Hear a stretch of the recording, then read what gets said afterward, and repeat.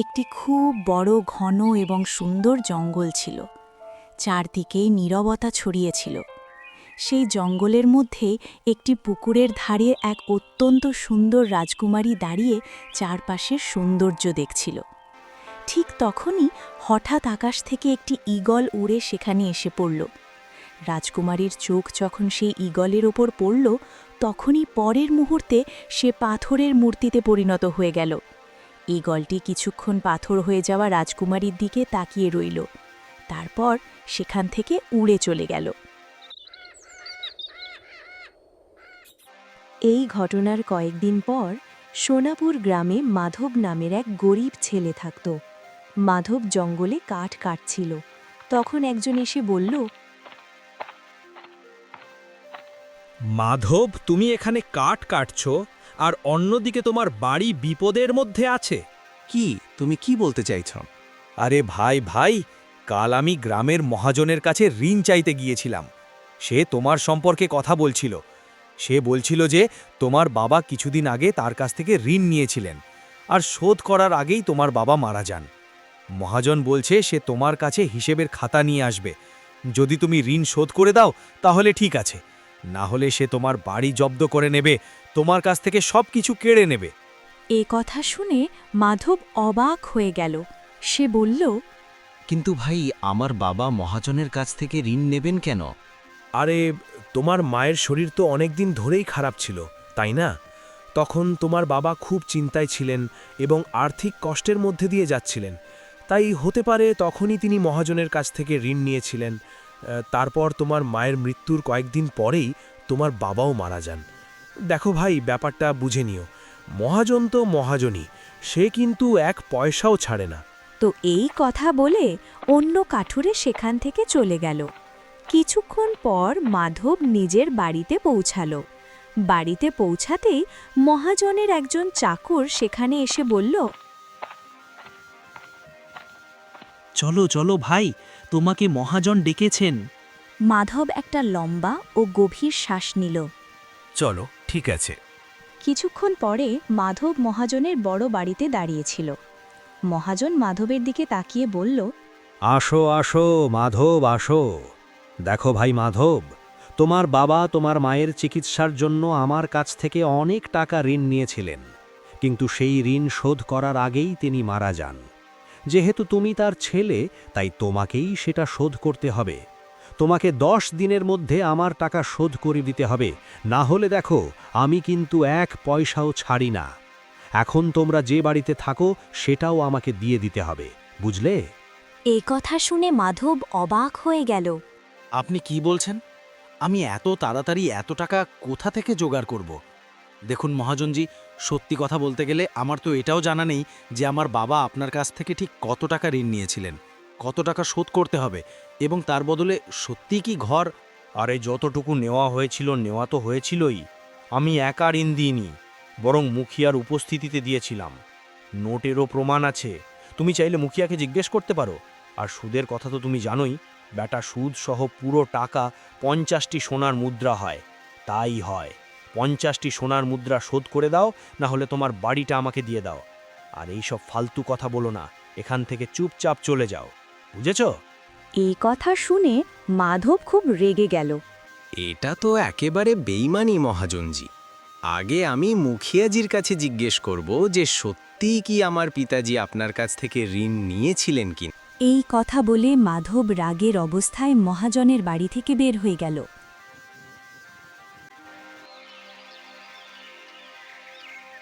পরের দিন সকালে মাধব জঙ্গলে গেল না, সে সোজা মুখিয়ার বাড়িতে পৌঁছালো। সকাল সকাল মাধবকে দেখে মুখিয়া অবাক হয়ে গেল। আরে ভাই মাধব, যতদূর আমি জানি তুমি তো সকাল সকালই কাঠ কাটতে জঙ্গলে চলে যাও। কি ব্যাপার ভাই, আজ রাস্তা ভুলে গেছো নাকি? নাকি আজ জঙ্গলে যাওনি? না মুখিয়াজি, আমাকে আপনার সঙ্গে খুব জরুরি কথা বলতে হবে। হ্যাঁ বলো, কি কথা?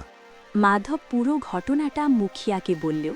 সত্যিই কি আমার বাবা আপনার সামনে মহাজনের কাছ থেকে ঋণ নিয়েছিলেন? হ্যাঁ, ঋণ তো নিয়েছিলেন, কিন্তু যতদূর আমার মনে আছে তোমার পিতাজি মাত্র 5টি সোনার মুদ্রা নিয়েছিলেন। ঠিকই কথা বলছেন, কিন্তু মহাজন তো 50টি সোনার মুদ্রা চাইছে। এখন আপনিই বলুন মুখিয়াজি, এতগুলো টাকা আমি 10 দিনের মধ্যে কোথা থেকে এনে দেব? সে বলছে 50টি সোনার মুদ্রা নিয়ে আসো, না হলে বাড়িটা আমার নামে করে দাও। বলুন তো। এই মহাজনের বেইমানির জন্য পুরো গ্রামই কষ্ট পাচ্ছে। বেটা, আমি তোমার পিতাজিকে বুঝিয়েছিলাম যেন তিনি তার কাছ থেকে ঋণ না নেন, কিন্তু তখন কি বলবো, তোমার মা মানে তার স্ত্রীর শরীর খুব খারাপ ছিল, তিনি খুবই চিন্তায় ছিলেন। শেষ পর্যন্ত যেটার ভয় ছিল সেটাই হলো, তুমি মহাজনের ফাঁদে পড়ে গেছো। এ কথা শুনে মাধবের চোখে জল এসে গেল। মুখিয়াজি, সে আমার বাড়িটা নিয়ে নিতে চায়। ওটা শুধু একটা বাড়ি নয়, সেখানে আমার মা বাবার সব স্মৃতি আছে। আমাকে সাহায্য করুন, মহাজন আমার বাড়ি দখল করার হুমকি দিচ্ছে। দয়া করে কিছু সাহায্য করুন না। ঠিক আছে বেটা মাধব, আমি একবার মহাজনের সঙ্গে কথা বলে দেখি। যদিও আমি জানি যখন তার নজর কোনো বাড়ি বা জমির ওপর পড়ে যায় তখন সে সেটা না নিয়ে ছাড়ে না। তবুও ঠিক আছে, আমি কথা বলবো, তুমি এখন যাও। মাধব চুপচাপ সেখান থেকে চলে গেল। দুপুরে যখন মুখিয়া খাবার খেতে বসেছিলেন তখন তার মেয়ে মীরা তাকে জিজ্ঞেস করল, পিতাজি, কি হয়েছে? মাধব এখানে কেন এসেছিল? আমি দেখেছি সে কাঁদছিল। তখন মুখিয়া পুরো ঘটনাটা তার মেয়েকে বললেন। এ কথা শুনে মুখিয়ার স্ত্রী কৌশল্যা বললেন, আপনি তো এই গ্রামের মুখিয়া। মহাজন আপনার সামনে এভাবে অন্যায় করছে, আর আপনি কিছু বলছেন না কেন?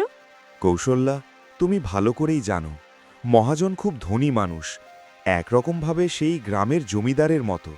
গ্রামের মানুষ বিপদে পড়লে তার কাছ থেকেই ঋণ নেয়, আর সে কাগজে তাদের আঙুলের ছাপ নিয়ে তাদের জমি দখল করে নেয়।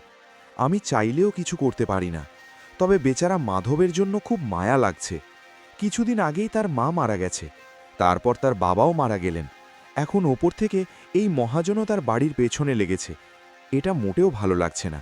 যাই হোক পিতাজি, আপনার মাধবকে সাহায্য করা উচিত। হ্যাঁ বেটা, তুমি ঠিকই বলেছ। ঠিক আছে, আমি মহাজনের সঙ্গে কথা বলেই বুঝতে পারবো তার মাথায় আসলে কি চলছে। খাওয়া শেষ করে মুখিয়া সরাসরি মহাজনের হাবিলের দিকে যেতে লাগল।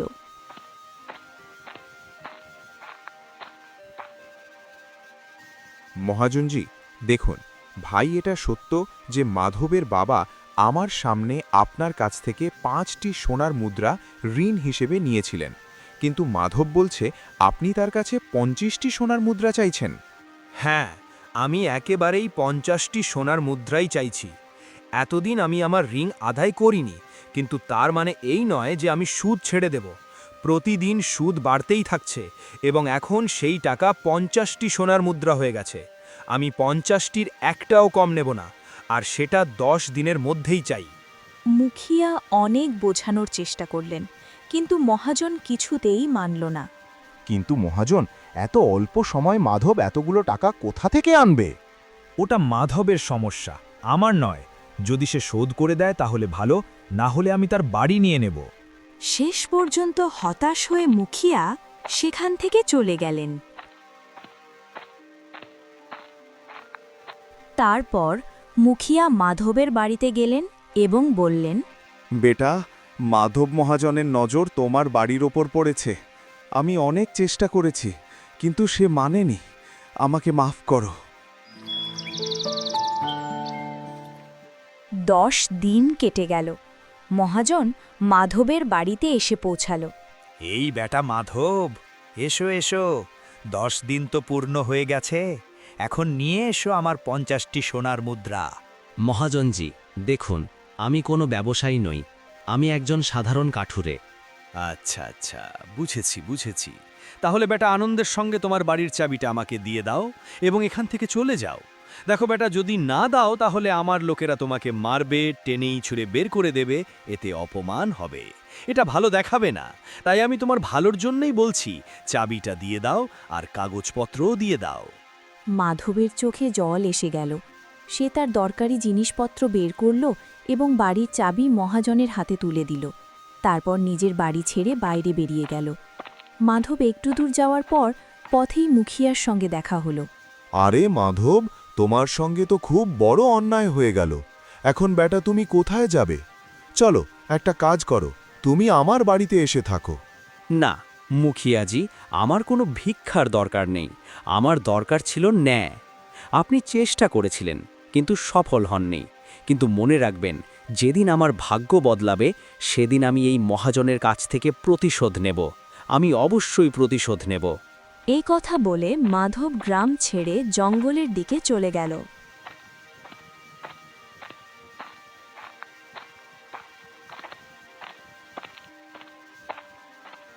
জঙ্গলে সে ঘুরে বেড়াতে লাগল। ক্লান্ত হয়ে শেষে একটি গাছের নিচে বসে পড়ল। যেখানে প্রকাশ্যে অন্যায় হয় আর মানুষ চোখ বন্ধ করে নেয়, এমন পৃথিবীতে আমি থাকতে চাই না। এখন থেকে একাকিত্বই আমার সঙ্গী আর জঙ্গলই আমার ঘর। মাধব জঙ্গলে একটি ঝোপড়ি বানালো। সে জঙ্গলের ফল ফুল খেয়ে জীবন কাটাতে লাগল। সময় এভাবেই কাটতে লাগল। একদিন মাধব ঝুপড়িতে ফিরে এলো। তার খুব পিপাসা লেগেছিল, কিন্তু কলসিটা খালি ছিল। মনে হলো আজকে অন্য কোনো পুকুর খুঁজে বের করতে হবে। যাই হোক, জঙ্গল ঘুরে দেখারও ইচ্ছে ছিল। এই অজুহাতে জঙ্গল ঘোরাও হয়ে যাবে। চলো। মাধব ঝুপড়ি থেকে বেরিয়ে পড়ল। কিছু দূর যাওয়ার পর সে একটি সুন্দর পুকুর দেখতে পেল। পুকুরের ধারে একটি খুব সুন্দর রাজকুমারীর পাথরের মূর্তি দাঁড়িয়েছিল। আরে, এ তো কোনো রাজকুমারীর মূর্তি লাগছে। বাপরে, একে দেখে তো এমন মনে হচ্ছে কোনো এক সময়ে এই জীবিত ছিল আর হঠাৎ পাথর হয়ে গেছে, একদম বাস্তবের মতন। মাধব অনেক সময় ধরে সেই মূর্তিকে দেখতে থাকে। আর যাই বলি না কেন, আমি এত সুন্দর নারী আগে দেখিনি। সত্যি, যদি এই নারীর সঙ্গে আমার বিবাহ হতো তাহলে কত ভালো হতো। ঠিক তখনই মূর্তির ভেতর থেকে আওয়াজ এলো, তুমি তোমার স্বপ্ন পূরণ করতে পারো। এ কথা শুনে মাধব পুরো চমকে গেল। আরে, হে ওপরবালা, হে ওপরবালা, এ মূর্তির ভেতর থেকে শব্দ শোনা যাচ্ছে। মনে হয় এটা কোনো মায়ার মূর্তি। ভয় পেও না, আমি তোমার কোনো ক্ষতি করব না। কতদিন ধরে আমি এখানে একা দাঁড়িয়ে আছি। তুমি প্রথম মানুষ যার কণ্ঠস্বর আমি শুনেছি।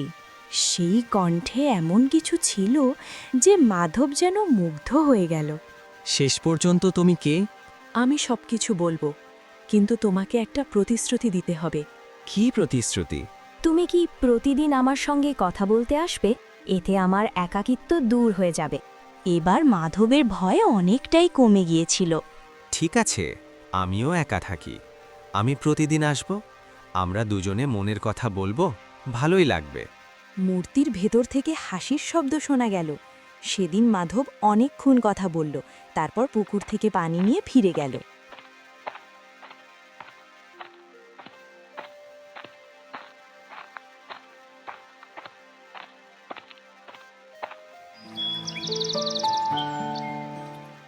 সেদিনের পর থেকে মাধব প্রতিদিন পুকুরের ধারে আসতে লাগল। সে ঘন্টার পর ঘন্টা সেই সুন্দর রাজকুমারীর পাথরের মূর্তির সঙ্গে কথা বলতো। ঠিক বলেছ, এমন হয় জানো, যখন আমার মাতা পিতা ছিল তখনও এমন হতো। অনেক ভাবনা আছে। একদিন মাধব মূর্তিকে বলল, জানো, তোমার সঙ্গে কথা বলতে বলতে অনেক দিন হয়ে গেছে, কিন্তু তুমি কখনো তোমার সম্পর্কে কিছু বলনি, অথচ আমি আমার সব কথা তোমাকে বলে দিয়েছি। আমি একজন কাঠুরে ছিলাম, মহাজন প্রতারণা করে আমার বাড়ি কেড়ে নিয়েছে, আর আমি জঙ্গলে থাকতে বাধ্য হয়েছি। এবার তুমিও কিছু বলো। কিছুক্ষণ সেখানে নীরবতা ছেয়ে গেল। তারপর মূর্তির ভেতর থেকে আবার কণ্ঠস্বর শোনা গেল, আমি চন্দ্রপুর রাজ্যের রাজকুমারী ঈশিতা। আমাকে এক জাদুকরী তার জাদুর শক্তি দিয়ে পাথরের মূর্তিতে পরিণত করে দিয়েছে। জাদুকরি? কিন্তু এখানে তো আমি কোনো জাদুকরিকে দেখিনি। সেই জাদুকরী মানুষের রূপে থাকে না, সে একটি চিলের রূপে থাকে এবং আমার আশেপাশেই ঘুরে বেড়ায়। এক কথা শুনে মাধব অবাক হয়ে গেল। মাধব মূর্তির দিকে তাকিয়ে চারদিকে নজর দিল। তখন তার চোখ পড়ল একটি গাছের ওপর, যেখানে একটি চিল বসেছিল এবং তার চোখ অদ্ভুতভাবে জ্বলজ্বল করছিল। হ্যাঁ হ্যাঁ, ওটাই সেই চিল, সামনে যে গাছটায় বসে আছে। ওটাই সেই জাদুকরী, সাবধান থেকো, সে তোমাকেও পাথরে পরিণত করতে পারে। তাহলে কি তুমি সারা জীবন এভাবেই পাথর হয়ে থাকবে? না, এই জঙ্গলে একটি পাহাড় আছে। বলা হয় সেখানে আগে একটি আগ্নেয়গিরি ছিল, যা অনেক আগে বিস্ফোরিত হয়ে এখন ঠান্ডা হয়ে গেছে। কিন্তু তার ছাই এখনও সেখানে আছে। সেই ছাই খুবই আশ্চর্য বলে মনে করা হয়। যদি সেই আগ্নেয়গিরির ছাই আমার উপর ছিটিয়ে দেওয়া যায়, তাহলে আমি আবার আমার আসল রূপে ফিরে আসব। কিন্তু সেই ছাই পাওয়া সহজ নয়। সেখানে পরীরা থাকে এবং তারা কাউকে সেই ছাই নিতে দেয় না। যদি সেই আগ্নেয়গিরির ছাই দিয়ে তোমাকে এই অভিশাপ থেকে মুক্ত করা যায়, তাহলে বিশ্বাস করো আমি সেখানে যাব এবং যে কোনো মূল্যে সেই ছাই নিয়ে আসব। সাবধান থেকো মাধব, সেই জাদুকরী ঈগলের রূপ ধরে তোমাকে পথভ্রষ্ট করার চেষ্টা করবে, তোমার পথ আটকাবে, কিন্তু তার কথায় ভুলে যেও না। আরে চিন্তা করো না, এখন আমার সঙ্গে খারাপ হওয়ার মতো আর কিছুই বাকি নেই। আমি ছাই নিয়ে ফিরে আসব। এতটা বলে মাধব ঘন জঙ্গলের দিকে বেরিয়ে পড়ল।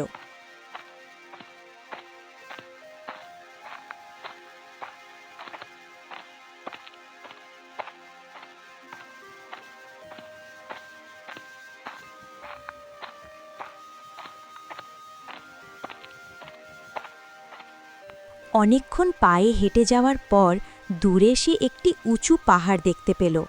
সেই পাহাড় একসময় আগ্নেয়গিরি ছিল, কিন্তু এখন তার ঠান্ডা হয়ে গেছে।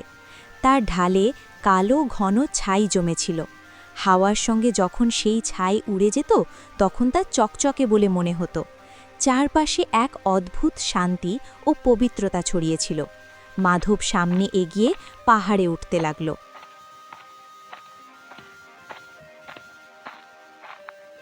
যখন সে আগ্নেয়গিরির চূড়ার কাছে পৌঁছালো, হঠাৎ রঙিন আলোর মাঝে এক ডাইনি প্রকট হল। হে মানুষ, তুমি এখানে কেন এসেছো? আমার আগ্নেয়গিরির ছাই চাই। এই ছাই আমাদের। আমরা কোনো সাধারণ মানুষকে সহজে এটা নিতে দিই না। যদি তুমি এই ছাই নিতে চাও, তাহলে তোমাকে আমার একটি ধাঁধার উত্তর দিতে হবে। এই ধাঁধা ঠিক করবে তুমি সত্যিকারের মানুষ নাকি মিথ্যেবাদী। কারণ যে মানুষ লোভে ভরা থাকে, সে কখনো সঠিক উত্তর দিতে পারে না। মাধব গভীর চিন্তায় পড়ে গেল। তারপর বলল, ঠিক আছে, তোমার ধাঁধা জিজ্ঞেস করো। এমন কোনো জিনিস আছে যা যত বেশি ভাগ করা হয় ততই বাড়তে থাকে, যদি তাকে থামিয়ে দেওয়া হয় তবে তা শেষ হয়ে যায়। মাধব কিছুক্ষণ ভাবতে লাগল। তারপর বলল, ওটা এমন জিনিস যা যত ভাগ করা হয় ততই বাড়ে। হ্যাঁ হ্যাঁ, সেটা হলো জ্ঞান। জ্ঞান ভাগ করলে বাড়ে, আর যদি তাকে থামিয়ে দেওয়া হয় তবে তা নষ্ট হয়ে যায়। হ্যাঁ জ্ঞান, এর মানে তুমি এই আগ্নেয়গিরির ছাই কোনো ভালো কাজের জন্যই নিতে চাও। তুমি এটা নিয়ে যেতে পারো। মাধব শ্রদ্ধার সঙ্গে আগ্নেয়গিরির ছাই তুলে নিল। সে যখন ফিরে যাওয়ার জন্য পাহাড় থেকে নিচে নামতে লাগল, হঠাৎ সেই ঈগল উড়ে এসে তার সামনে বসে পড়ল। মাধব সামনে এগোতেই ঈগলটিকে দেখে চমকে উঠল। আগ্নেয়গিরির এই ছাইটা ওই পাথরের মূর্তির ওপর ফেলো না। যদি ফেলো, তবে সে তার আসল রূপে ফিরে আসবে এবং আবার এই পৃথিবীতে ধ্বংস ডেকে আনবে। মাধব ঈগলের দিকে গভীরভাবে তাকিয়ে বলল, বাজে কথা বলো না, আমি জানি তুমি সেই জাদুকরী। রাজকুমারী ঈশিতা আমাকে সব কিছু বলেছে। তুমি তো তাকে পাথরে পরিণত করেছ, তাই না? দেখো, যেই হোক তোমাকে মিথ্যা বলছে। সে তোমাকে ব্যবহার করছে। এমন ভুল করো না। ঠিক আছে, কিন্তু আমি তোমার কথায় বিশ্বাস করব কেন? আমার কথা শোনো, আমি জাদুকরী নই। তাহলে তুমি কে? আমি সেটা চাইলে এখনই বলতে পারি না, কিন্তু আমি জাদুকরী নই। এসব ফালতু কথা বলো না, আমি তোমার কথার একেবারেই বিশ্বাস করি না। তুমি যদি জাদু করতে না পারো, তাহলে প্রমাণ দাও। এই কথা বলে মাধব সামনে এগিয়ে গেল। যখন সে পাথরের মূর্তির কাছে পৌঁছতে যাচ্ছিল, হঠাৎ তার কানে একটি আওয়াজ এলো। মাধব পিছনে ফিরে তাকালো। তার সামনে একজন সাধু দাঁড়িয়েছিলেন। সাধু গভীরভাবে মাধবের দিকে তাকিয়ে বললেন, আমি জানি তুমি সেই পাথরের মূর্তির সঙ্গে কথা বলেছ এবং তাকে অভিশাপ থেকে মুক্ত করতে চাও। হ্যাঁ, তাতে খারাপ কি?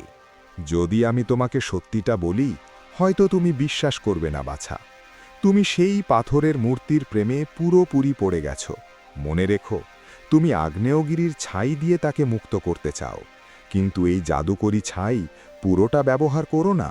এর একটু অংশ বাঁচিয়ে রেখো, কারণ এই ছাই শুধু সেই পাথরের রাজকুমারীকে মুক্ত করার জন্য নয়, বরং যে কোনো অভিশপ্ত মানুষকে মুক্ত করার শক্তি রাখে।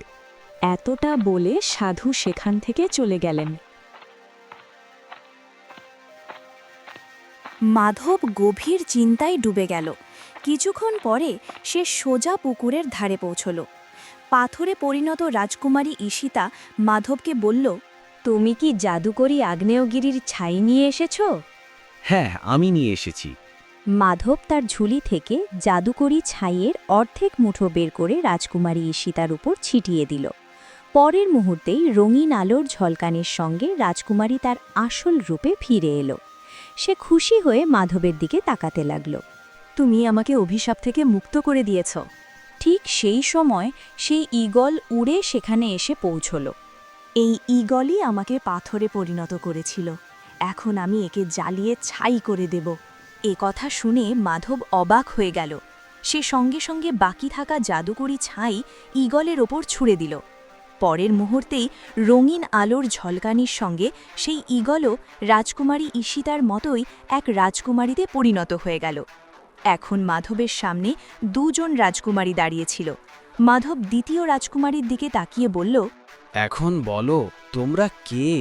তুমি কি করলে? তুমি কেন বাকি থাকা জাদুকরি ছাইটা ফেললে? দেখো, সে তো আমারই রূপে পরিণত হয়ে গেছে। এই ঈগল আমার পথ আটকেছিল, কিন্তু আমি তার কথায় বিশ্বাস করিনি। কিন্তু তুমি তো একটু আগেই বলেছিলে তুমি তাকে জ্বালিয়ে ছাই করে দেবে। বলো তো, যদি তুমি সত্যিই রাজকুমারী হতে, তাহলে তোমার মধ্যে এমন শক্তি কোথা থেকে আসতো যে তুমি কাউকে ছাই করে দিতে পারতে? এ কথা শুনে প্রথম রাজকুমারী হাসতে শুরু করল। তার হাসি ভয়ঙ্কর হয়ে উঠল। পরের মুহূর্তেই রঙিন আলোর মধ্যে সে তার আসল রূপে ফিরে এলো। সে কোনো রাজকুমারী ছিল না, সে ছিল এক জাদুকরী।